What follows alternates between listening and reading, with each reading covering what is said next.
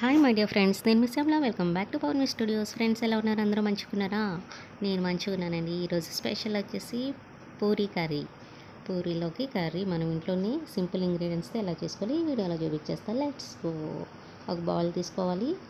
2 table స్పూన్ల శనగపిండి వేసుకొని కొంచెం వాటర్ పోసుకొని ఎక్కడ లంప్స్ లేకుండా నీట్గా కలిపేసి పెట్టుకోవాలండి.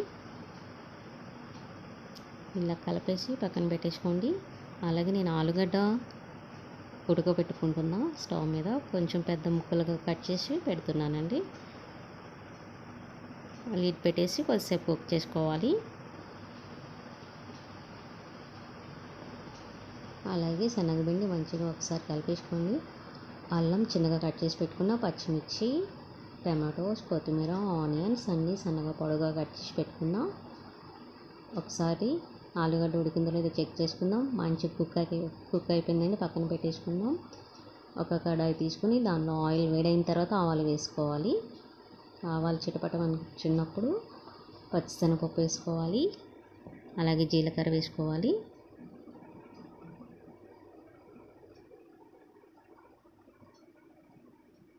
అలాగే చాలా సన్నగా కట్ చేసి పెట్టుకున్న అల్లం ముక్కలు కూడా వేసుకోవాలి. సన్నగా పొడవుగా కట్ చేసి పెట్టుకున్న ఆనియన్స్ వేసుకోవాలి. పచ్చిమిర్చి వేసుకోవాలి. ఒకసారి కలిపేసుకోవాలండి. కొద్దిసేపు కుక్ అవ్వాలి. దీని తర్వాత కరివేపాకు వేస్తున్నా. ఒకసారి కలిపేసుకోవాలి. ఆనియన్స్ పింక్ కలర్లో కుక్ అయితే సరిపోద్దండి. డీప్ ఫ్రై ఏం అవసరం లేదు. అలాగే పొడవుగా కట్ చేసి పెట్టుకున్న టమాటోస్ కూడా వేసుకొని ఒకసారి కలిపేసుకోవాలి. ఆలుగడ్డ ఉడికిపోయింది కదా, పైన పొట్టు తీసేసి స్పూన్తో కానీ చేత్తో కానీ నలిపి పెట్టుకోవాలండి. అలాగే కొంచెం పసుపు కూడా వేసుకొని కలిపేసుకోవాలి. పసుపు కర్రీ కొంచెం కలర్ఫుల్గా కనిపిస్తుంది అనమాట, అందుకని. ప్లస్ ఆరోగ్యానికి కూడా చాలా మంచిది కదా. అలాగే కలిపి పెట్టుకున్న ఆలుగడ్డ కూడా వేసేసుకొని ఒకసారి కలుపుకోవాలండి. మంచి కుక్ అయిపోయి ఆనియన్స్, టమాటోస్, ఆలుగడ్డ అన్నీ కొంచెం వాటర్ పోసేసుకోవాలి కర్రీకి సరిపడగా. ఒకసారి కలిపేసుకొని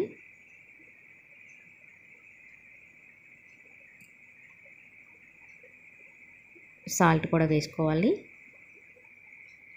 నేను క్రిస్టల్ సాల్ట్ యూస్ చేస్తాను. కలిపేసుకొని ఇలా పొంగు వస్తున్నప్పుడు మనం ముందుగా ప్రిపేర్ చేసి పెట్టుకున్న శనగపిండి ఇది వేసేసుకోవాలండి. ఒకసారి కలుపుకొని వేసుకోవాలి.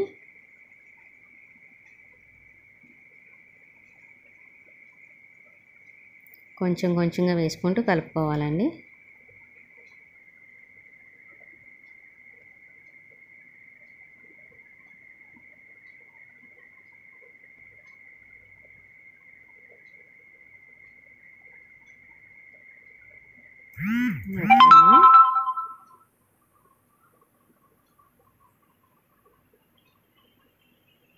మధ్యలో కలుపుతూ ఉండాలి కర్రీ.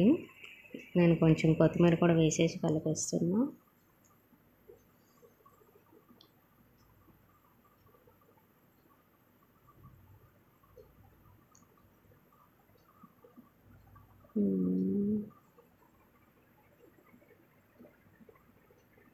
ఒకసారి కలిపేసుకోవాలి. కొత్తిమీర వేసిన తర్వాత